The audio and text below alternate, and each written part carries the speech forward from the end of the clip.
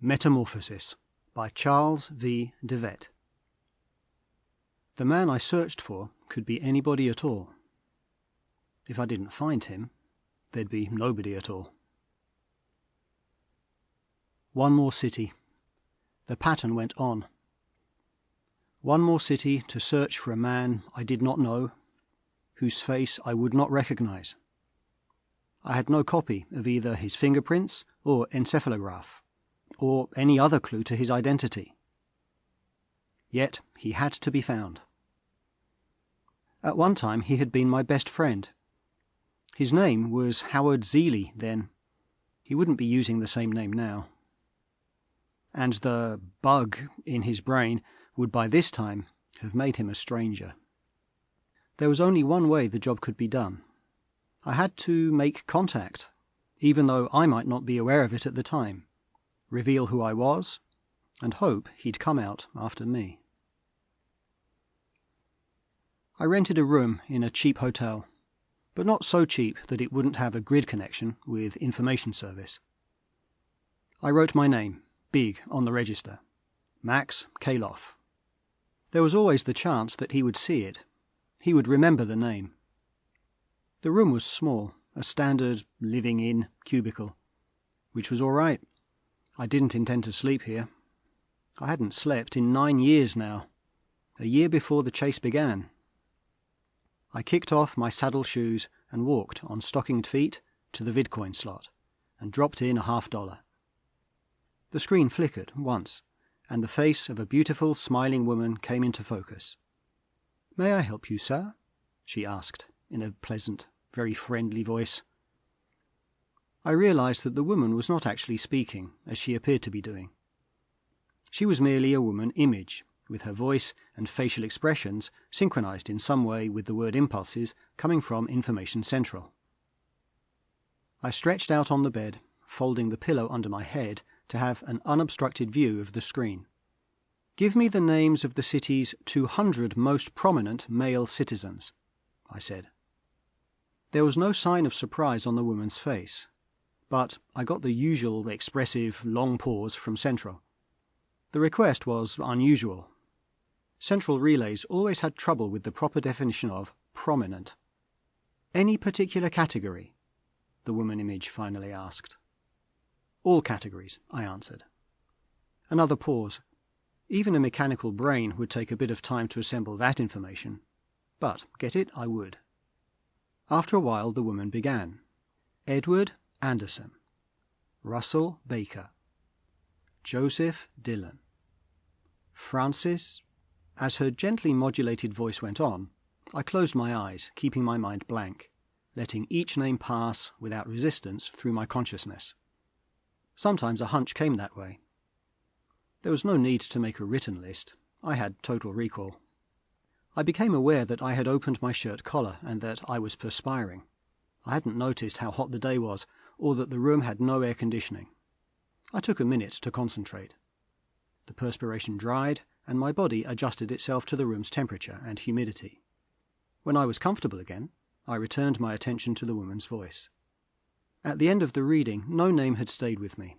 I opened my eyes. "Eliminate all except those within the age range of 20 to 40, I said. Zeely would be 37 by now, but probably appear younger. "Got that?" "Yes, sir." "How many left?" I asked. 64. It was always a temptation to cut the list further. I was weary of the seemingly endless repetition of the same routine and the frustrating lack of any results.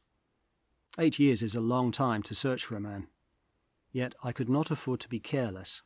I was gambling everything on my having figured out the way Zeely's mind operated, how he would act, where he would hide. When the woman finished speaking, I walked to the vid and switched it off.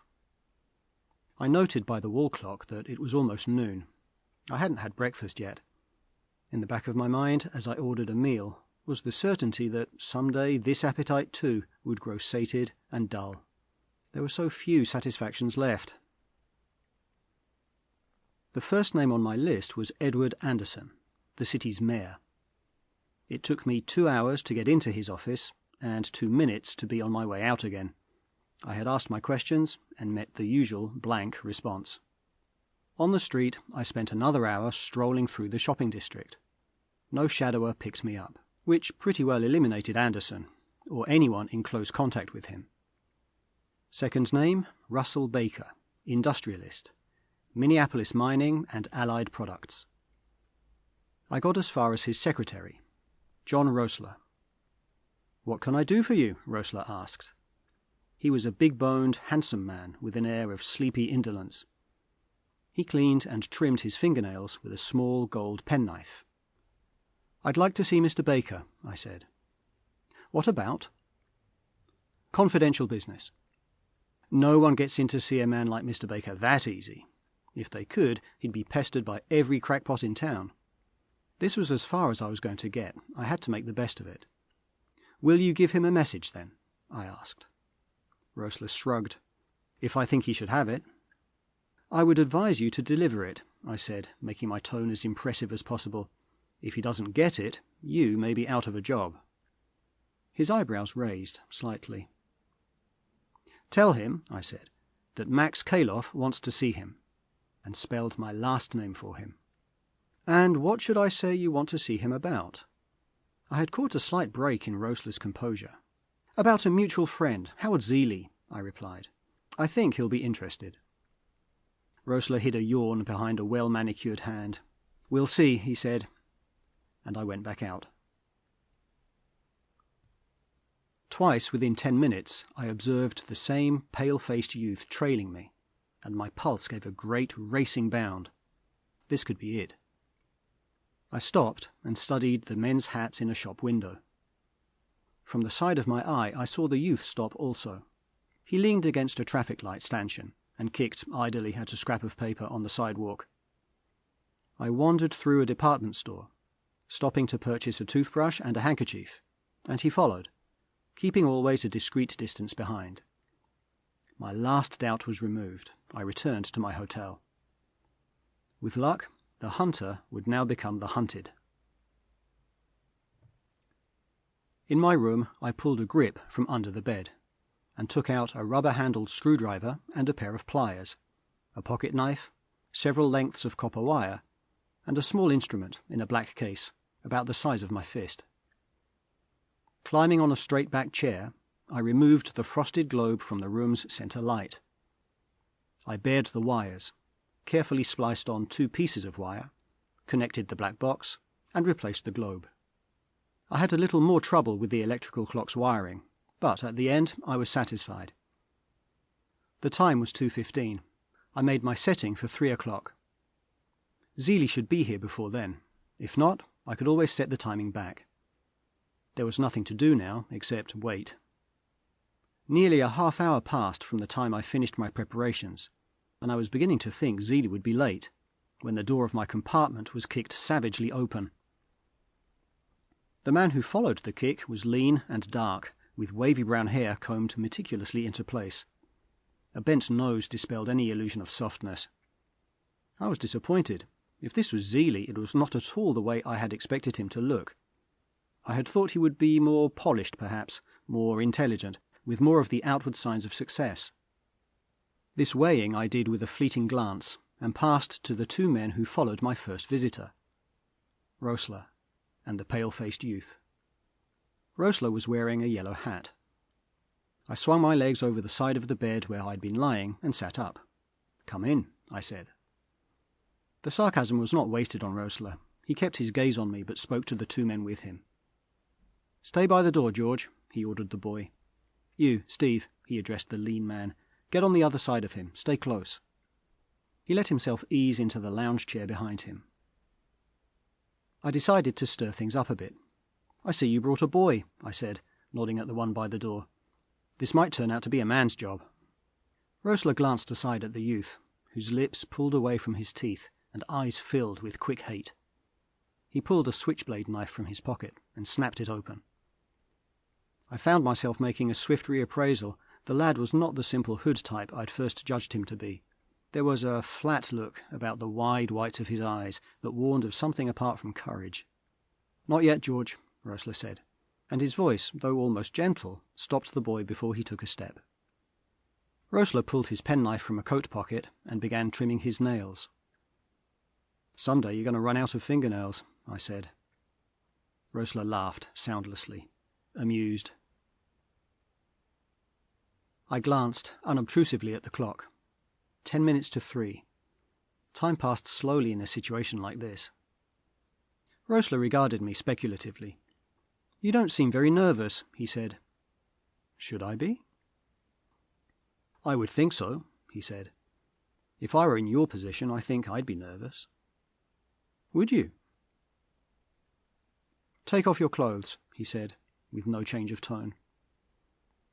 I took in a long breath and began opening my shirt. Another glance at the clock told me I needed at least 8 more minutes. I had to stall. Roessler made no attempt to hurry me. He was a man certain of his control of the situation. I kicked off my shorts, the last of my clothes, and for the first time felt ill at ease. Standing stripped to the raw before these men put me at a mental disadvantage. I feared them only to the point of discretion, but I had lost a bit of my poise. I sat back on the edge of the bed and lit a cigarette, doing my best to appear unconcerned. Roessler turned to the dark man. "The shade, Steve," he directed. "Pull it down a minute." Steve did as he was told. The fact that my skin glowed with a faint phosphorescent sheen in the semi-darkness was no surprise to me. Roessler leaned forward, and the penknife, which he had set on one knee, slipped off. Without attention, he caught it before it touched the floor, which confirmed my original suspicion. No one had reflexes that fast, except Zeely, and myself. I had estimated him correctly then. He had been too clever to expose himself to any searcher. He had disdained the prestige he might have acquired, stayed in the background, but in a position where he could observe any pursuer if and when he appeared. Roessler Zeely had noted the brief play of understanding on my face, and he nodded. "I had to be certain, Max," he said. "You've changed too, you know." Which was true.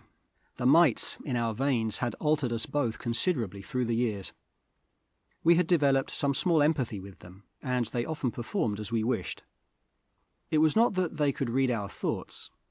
Their activities were probably only reactions to our emotional and glandular functions. Moreover, they acted as often in ways that suited their own designs, changing our body structures and regulating our metabolisms, seemingly at random. "What did you want with me, Max?" Zeely asked, still being very pleasant. "Did you come to join me in conquering the world?" He was being facetious, and I did not answer him. He knew why I was here. Overhead, a faint click came from the light globe, a sound that probably only I noticed, and I knew that my alarm had gone off. I judged it would take the police only a few minutes to reach here. "Or are you going to pretend that the medics have found a way to boil the bugs out of us?" Zeely asked. Did I detect a concealed pleading for just that assurance? I shook my head. "No, they haven't found any way, Howard." I obliterated the hope. Good old Max. Bitterness crept into his voice. Faithful, selfless old Max. Going to save the world. Going to save the whole of humanity, he amended expansively. He hadn't changed too much. Sarcasm had always come natural with him, which made it no more likable. He might have said, dull, stupid, cloddish old Max. The words would have better matched the tone of his voice. At that, he might be right. The authorities back on our homeworld of New Nebraska had said pretty much the same thing, only more diplomatically. You and Zeely are different, I'd been told. That was one of the reasons we made you a team, originally. Zeely was clever and imaginative, but basically an egotist. To hell with the other fellow character. Fortunately, you're not like him. You're a man who accepts his responsibilities. A man with a strong sense of duty. We know we can trust you. Whether it was actually trust, or only that they had little choice, I had not let myself decide. We had such high hopes, Zeely was reminiscing, speaking more to himself than to me. We'd been a two-man survey crew, mapping out new territory for the future expansion of the human race. On a world listed only as TR768-L-14 on the star maps, we had run into disaster. We found the planet unfit for human habitation, but not before we'd been bitten several times by things we never did see. No infection had resulted, and we thought little about it until we were a good part of the way home. Gradually then we noticed a quickening of our sensory processes, a well-being of body too pronounced to be normal. During the next several weeks of flight, Zealy wrote a historical novel that I was certain would turn out to be a classic. I found myself mastering, without difficulty, higher math, which had always been beyond me before. At the end of the 3rd month, we stopped needing sleep. During the days and nights that followed, we conversed brilliantly on subjects that had not interested us before, and the depth of which we couldn't have fathomed if they had interested us. We were at a loss to explain the reason for the change, though we knew it tied in somehow with our stay on TR768-L-14, and probably with the things that had bitten us. The cause was of secondary importance. The marvel of the reality was what intrigued us. We looked forward with poorly restrained excitement to displaying our new mental and physical dexterity. The Space Bureau authorities were every bit as impressed as we had anticipated. The medics readily found that we had been infested by a germ, but by a benevolent germ, a true symbiote. That discovery was followed by months of tests and examinations. Between sessions with our own medics and laboratory men, and various visiting specialists, we amused ourselves by showing our new abilities. At least a dozen times a day, I had to put someone down in an arm wrestle. Even when they devised a way to pit 2 against me at a time, I had little difficulty besting them. Zealy's displays tended toward the more flamboyant. One of the tricks he delighted in was taking a razor blade and, while his audience watched with repelled fascination, cut a long gash in his forearm. For an instant the blood would ebb out, then quickly clot and cease to flow. The next day he would show them the arm, where a thin red line at the most would remain to mark where the wound had been. Apparently Zealy's reminiscing had kept pace with my own. "It seems such a shame, doesn't it, Max?" he asked. He was genuinely sad. So was I. Test results and theories developed fast in those early days. The findings showed that the symbiotes repaired damage and faults in our systems and protected us against disease. It was even hazarded that they would prolong our lives indefinitely. Yet we were warned against complacency. The bug, we always spoke of it in the singular, even though we knew the original mites had spawned in our bloodstreams, could not act quickly enough to save our lives in the event of major damage to essential organs or the brain. Also, we could drown, or we could die in a fall from a great height, or starve to death. The first intimation we had that all was not well had started as a rumour. 2 of the staff biochemists had been experimenting with transplants of the bugs in fruit flies. They had turned up something sensational. Zealy was not present when I received the disastrous news. At the end of what would normally be a 20 or 30-year cycle, the chemists were not able to estimate it any closer, the symbiotes evolved into tiny winged insects. At that stage, they acquired size and flying strength by devouring the tissues of their hosts. In 20 or 30 years, then, our benign cohabitants would kill us and spread out by the millions to infest other available animal life. Unless they were destroyed, not only would Zealy and I die, but all humanity on all the worlds would face the prospect of becoming infested. Zealy must have surmised what was coming. He had disappeared a week earlier. Before he left, I had noticed considerable change in our body and facial features. He would very soon be impossible to identify. The only lead the authorities ever got on him was that he had fled to Earth. At that particular time, Earth and New Nebraska were involved in one of the more serious interworld bickerings. Citizens of each were denied admittance to the other, which was probably the reason Zealy had chosen Earth as a haven. New Nebraska's authorities called me in and briefed me on what I was to do. They were able to smuggle me to Earth with forged papers that identified me as a citizen of another planet. Zeely had to be found, and I was their one hope. "You have some interest in that clock." Zeely's words jarred me out of my retrospection. Silently, I cursed myself for letting my thoughts and eyes stray. I was dismayed, too, to find that only a few minutes had passed since I'd last looked. Even so, the police were taking longer than I had calculated. Zeely abandoned all pretense of joviality. "Now, George," he said to the pale-faced youth, who still stood by the door with his knife in his hand. The boy started toward me, and I tensed, shifting my feet to face him. Something crashed against my right temple, and only then did I remember Steve, the man behind me. The force of the blow knocked me sideways, but not unconscious. I started to turn, and a second glancing blow split the skin across my forehead. I slid off the bed on the side away from him. I retained just enough control of my faculties to get to my feet as the youth reached me, and to grab him in a bear hug, but not fast enough to keep the long blade of his knife from ripping into my stomach. The symbiote, though able to repair damage, was not able to block pain. The bite of the knife clenched my muscles in a spasm of agony, and dimly I heard the youth give a grunt of distress as my arms squeezed and bent him back at the waist. Something landed on my foot, his knife. With blackness closing in, my arms lost their strength, and I slid down his body. I blanked out, but only for an instant. The kid had fallen with me, and my hands clutched his ankles as I fought to stay conscious. I stood up, still holding his ankles. Putting everything I had into the effort, I swung him round and sent him crashing into Steve, who was just rounding the foot of the bed. They went down together. I gasped in air, clutching the gash in my stomach with hands that were sticky and wet with blood. I turned toward Zeely. He was still seated in his chair, still smiling.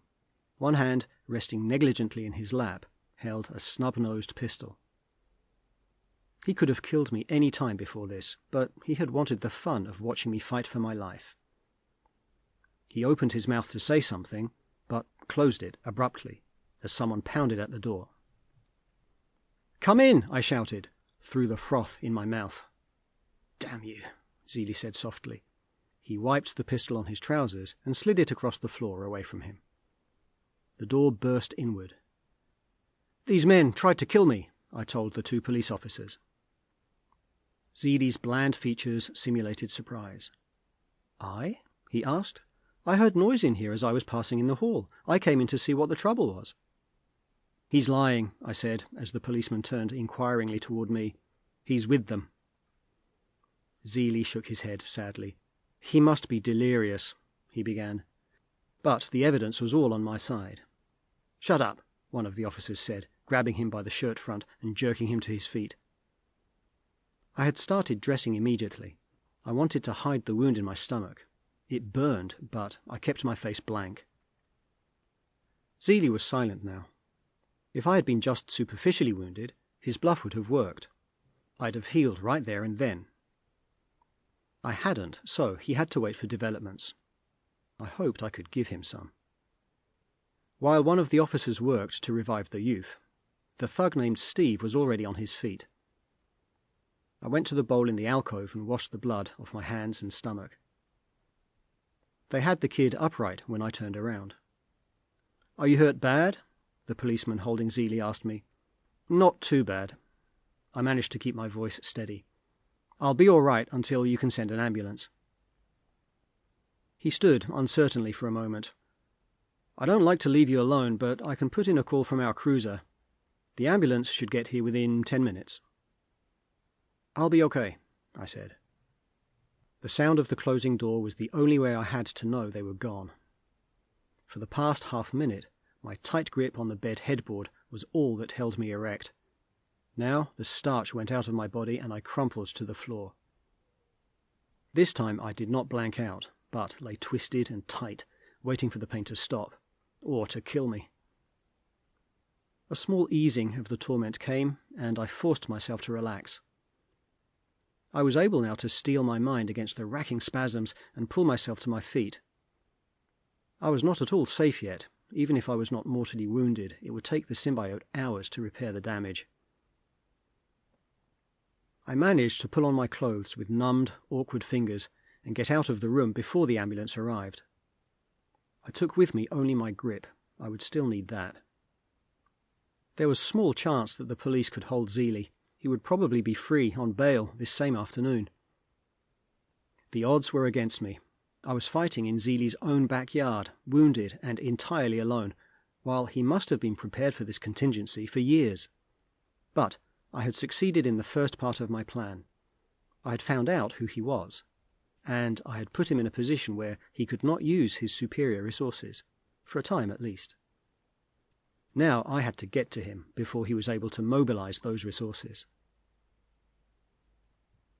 In the street, I had a violent attack of cramps in my upper diaphragm, and I got down on one knee and made a pretense of adjusting a shoe strap as I fought the torment. Perspiration gathered in clammy globules all over my body. When the pain left, I rose and pushed grimly on. Opposite Minneapolis Mining's main offices, and a quarter of a block down, I found the type of commercial building I was looking for, and went in and sought out the building superintendent. "Do you have an office for rent on one of the lower floors?" I asked him. "One that faces the front street?" "We have several," he answered with professional courtesy. He thumbed through a row of cards and pulled out one with a small brown envelope attached. "Here's a fine office on the 6th floor. It's only one room, but—" "I'll take a look at it," I interrupted him. "Of course." He tore open the small envelope and took out a brass key. "I'll take you up." "I'd rather go alone." As he hesitated, I took out my billfold and separated a $100 bill from two others of its kind and laid it on his desk. "I'll leave a deposit in case I should like it," I said, taking the key from his hand. "I suppose it will be all right," he murmured doubtfully. "Thank you," I called back over my shoulder. "I may be a while. I want to look it over carefully." I ignored the fact that he seemed to have more he wanted to say. The office was small, but that made little difference to me. There was a clear view of the street from the window. That was all I cared about. In one corner was a small packing case, left by the former tenant. I dragged it over by the window and sat down. From my grip, I took a rifle barrel and stock and assembled them, and filled the magazine with ammunition. I kept part of my attention on the building down the street while I worked. I hoped I had guessed right, that Zeely would get free of the police and that he would return to his office. The day shift workers had begun to pour from the mining building before a taxi drew up to the curb and a man in a yellow hat alighted. Zeely had come. He was alone. I aligned the sights of my rifle on his head, waited until I had a clear shot, and squeezed the trigger. The yellow hat sprang upward, and Zeely sank from sight among the hurrying workers. The job was done. Finding a way back to New Nebraska took me a year, for I no longer fitted my passport picture and description at all. "Except for the danger to others," I said when I reported in, "I wouldn't have bothered coming back." "A good thing for you that you did bother to come back here," I was told. The biochemists had gone on with their work through the years I'd searched for Zeely. They had learned that the symbiote's life cycle developed in 3 distinct stages: 5 years of propagation, 15 years in a dormant aging process, an undetermined number of years in the final form. If the blood of a carrier was replaced any time during the first 5 years, the bugs in the residual blood in the body began to propagate again, delaying the aging process another 5 years. In other words, I was told, we can control the symbiote. Mankind can reap the benefits with not a single one of the dangers. Except poor Zeely, I thought pityingly but wonderingly. The hogs, the smart boys who have every angle figured in getting the jump on everybody else, how is it they never figure the last angle? He should have waited instead of grabbing.